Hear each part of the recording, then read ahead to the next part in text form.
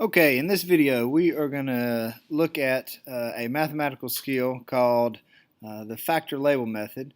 It also goes by a couple of different names like dimensional analysis, quantitative analysis, or fence post, but we'll just call it um, the factor label method here.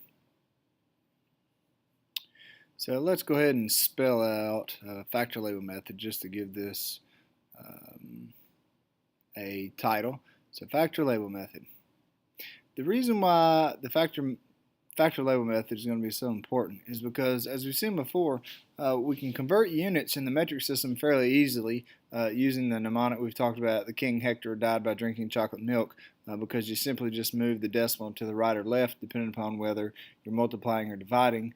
But sometimes you may be faced with some conversions that aren't as easy, that you can't just simply move a decimal. And the factor label method works in order to do this. So let's say, for example, if we came up with the problem that said 25.36 days.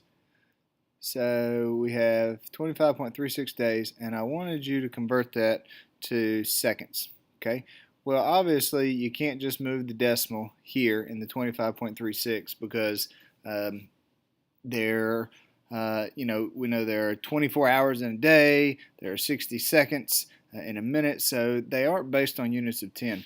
So in the case that they're not based on units of 10, we're going to do this. So we'll go ahead and draw out this line. This is going to be our fence post problem, and as you see, they kind of look like fence posts. So we'll grab a different color here. So we need to start out with what they've given us. So they've given us 25.36 days. So I'm going to put that here. So 25.36 days. Okay.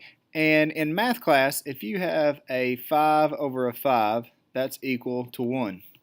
If you have 23 over 23, that's also equal to 1. So basically, any quantity that you have in the numerator of a fraction, if it's the same thing in the denominator, they will cancel out to give you 1. And you can even do this with units. So let's say if I have the unit liters and I have that over liters. Well, liters over liters equals 1. The cool thing about them is you can treat them just like you do numbers. They follow the same rules. So liters will cancel out to give you 1.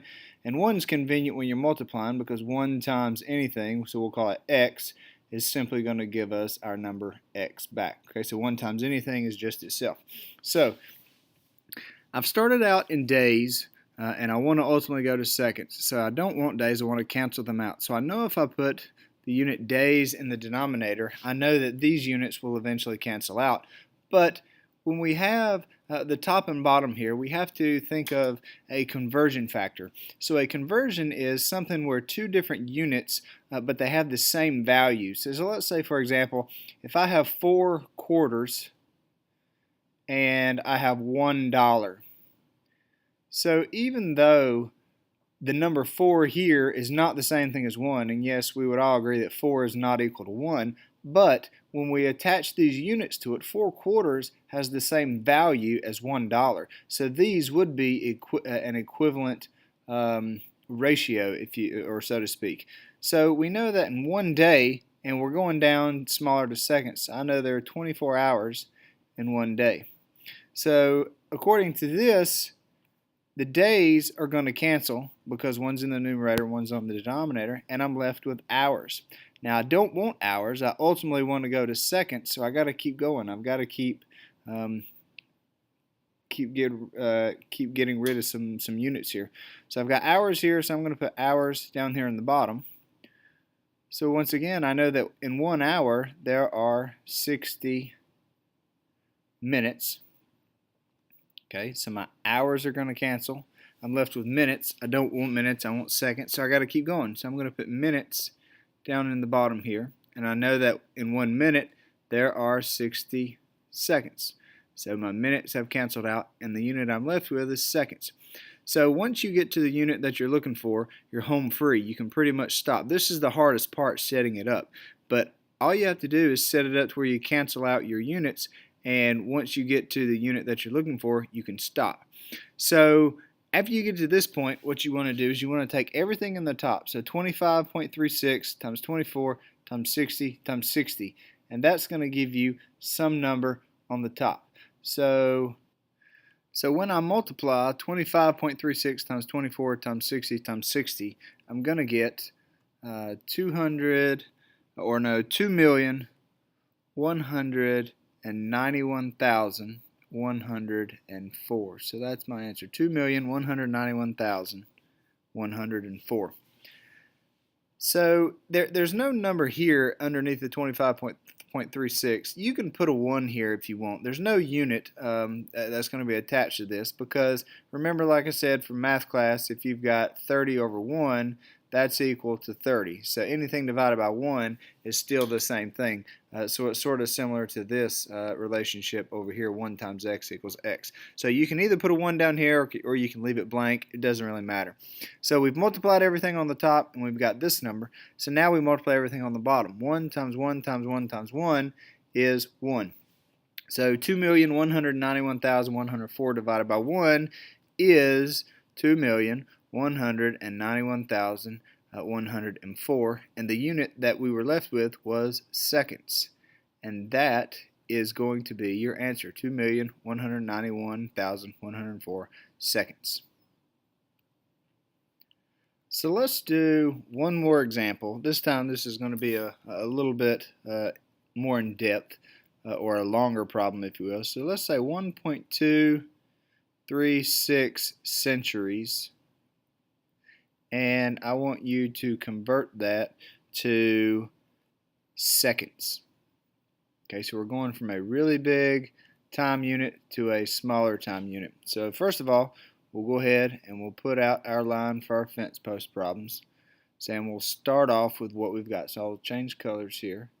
So we've got 1.236 centuries. So once again, I want to cancel out my centuries, so I'm going to put centuries on the bottom, centuries here. I know that in 1 century there are 100 years. Okay, so I'll put my line here. So my centuries will cancel out. I'm left with years. I ultimately want to go to seconds, so I know I have to keep going. So to cancel out years, I've got to put years in the denominator. So I know in 1 year there are 365 days. So my years are going to cancel. I'm left with days. To cancel out days, I'll put 1 day in the bottom. I know that in 1 day there are 24 hours. So my days will cancel. I'm left with hours. I still want to go to seconds, so let's keep going. So I know that in 1 hour there are 60 minutes. Okay, so my hours cancel. I'm left with minutes. I still need to go one step further because I want seconds. I know that in 1 minute there are 60 seconds. So now my minutes cancel. So now once again, everything on bottom is going to be 1. So when I multiply everything together on bottom, I've got 1. So when I multiply 1.236, so let's say 1.236 times 100 times 365 times 24 times 60 times 60, I get a really big number. So I don't really, well, let's write it up here because I don't have enough room to put it on that line. So it's 3,8,9,7,8,4,9,6,0,0. All right, so if we put our commas in, put a comma there, put a comma there, and a comma there. So the answer to this is 3,897,849,600, and the units is seconds. So if you've noticed in the previous example, in this one, ones have been on the bottom, but that's not always going to be the case. One can be on top also. You just have to make sure that you cancel out your units. In this particular example, 1's on the bottom, but don't think that when you do these, 1 will always be in the bottom, because that's not the case. One more thing about this. You may get a slightly different answer, or you will get a slightly different answer if you do something different at this junction here. So here we said that 1 year was 365 days.